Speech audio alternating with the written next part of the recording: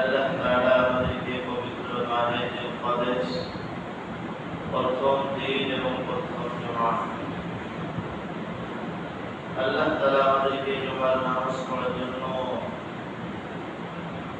বিভিন্ন মহল বিভিন্ন এলাকা থেকে পৃথক হয়ে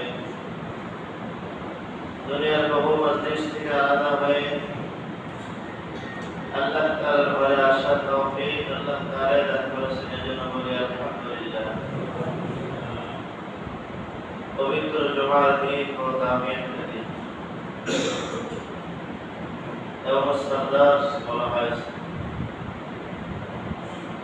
সপ্তাহের মধ্যে সবচেয়ে জুমার কাজ হলো দামিয়াত দিন বা দামিয়াত মাস।